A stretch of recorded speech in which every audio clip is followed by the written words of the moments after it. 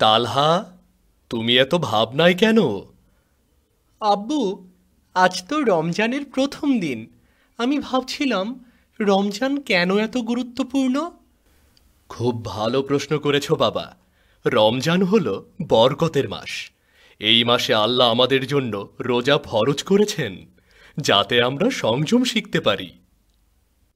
সংযম? সংযম মানে কি আব্বু?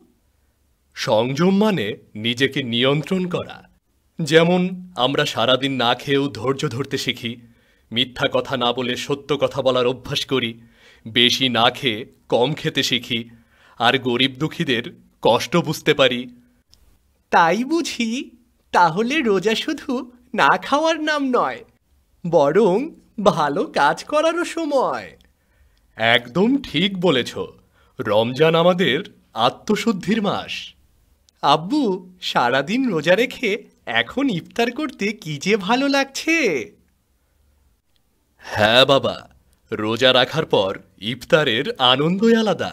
আর জানো, আমাদের প্রিয় নবী হজরত মোহাম্মদ সাল্লাল্লাহু আসাল্লাম বলেছেন, রোজাদারের জন্য দুটি আনন্দের মুহূর্ত আছে, একটি ইফতারের সময়, আর একটি যখন সে আল্লাহর সাথে মিলিত হবে। বাহ, তাহলে আমিও পুরো রমজান রোজা রাখার চেষ্টা করব। ইনশাআল্লাহ। আল্লাহ আমাদের সবাইকে রমজানের বরকত দান করুক।